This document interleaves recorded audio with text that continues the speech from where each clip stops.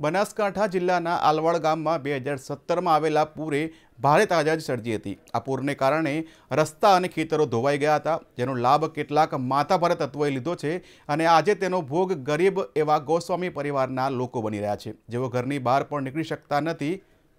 જોઈએ આ અહેવાલ।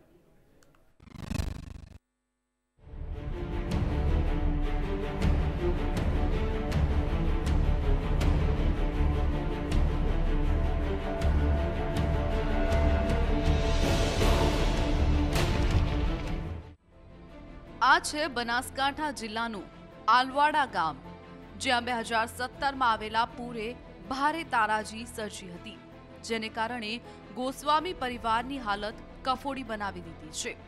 આ પૂરે ઘણા રસ્તા અને ખેતરોને સપાટ મેદાન બનાવી દીધા, જેના પરિણામે કોઈ વ્યક્તિ પોતાની હદ પણ નક્કી કરી શકતો નથી।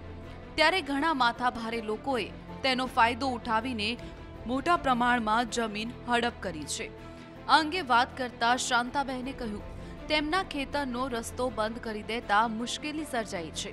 વર્ષો જૂનો રસ્તો લોકોએ બચાવી પાડતા પરિવાર માથે આપ તૂટી પડ્યો છે। કોઈ હાલત હે નહીં।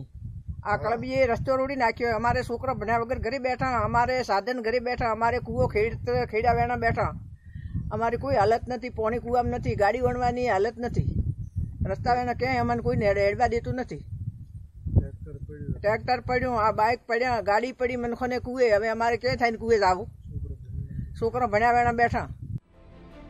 ગોસ્વામી પરિવારે સરપંચને રજૂઆત કરતા તેમણે ભેદી મૌન ધારણ કરી લીધું છે।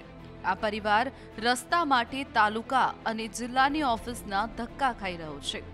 રસ્તા વિના ઘરનો ચૂલો પણ સળગાવવાનો મુશ્કેલ બની ગયું છે। બાળકોનું શિક્ષણ બગડી રહ્યું છે। સાથોસાથ તમામ સુવિધાઓથી આ પરિવાર વંચિત રહી જવા પામ્યો છે। ગુડલે બધે અમારો રસ્તો બંધ કર્યો હોય। મને 48 વર્ષ છે, મોઢામાં દાંત પડી ગયા છે। અમારી જોડી ખપર ઘૂઘરા બધે અહીં જ પડ્યા છે। રસ્તા વગર અમે ભિક્ષા માગી શકતા નથી અને આ બધે કળવી અમારા રસ્તા 4 ધણી બાકી નાખી બંધ કરી નાખ્યા। રૂપા વીરા દરગાહ લખમા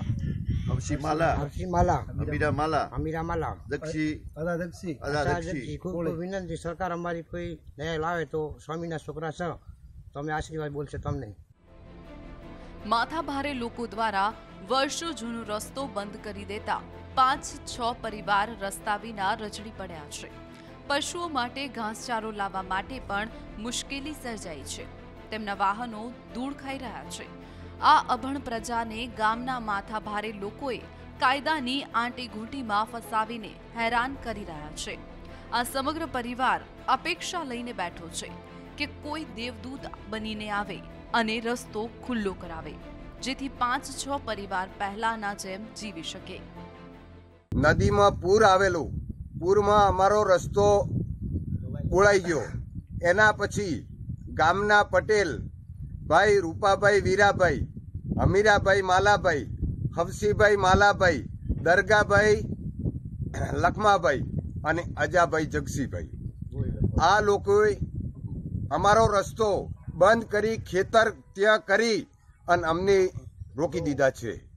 અમારા છોકરા કે ગાડું કે બળદ કે ટ્રેક્ટર અવરનવર કરવા દેતા નથી।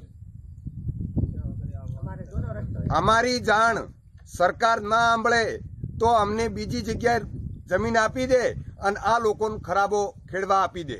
સરપંચ કે કેસ કરી નાખો, પછી મામલતદારમાં અરજી કરી, અરજી અમારી ન સ્વીકારી એટલે 5-2નો દાવો દાખલ કર્યો। દાવાનો હુકમ થયો 3 તારીખે, હુકમનો મનાઈ હુકમ લાયો, એસટી લાયો। 4-1નો ખુલ્લો રસ્તો કરવાની વિનંતી હતી, એથી કાલે એસટી મૂકી દીધો। માત્ર આલવાડા ગામ જ નહીં, ધાનેરા તાલુકાના અનેક ગામોમાં સમસ્યા છે। ગરીબોની સરકાર હોવાનો દાવો કરનારી સરકાર ક્યારે આ લોકોને ન્યાય કરે છે અને તે તો આવનારો સમય જ બતાવશે। પ્રકાશ ગોસ્વામી, મંતવ્ય ન્યૂઝ, બનાસકાંઠા।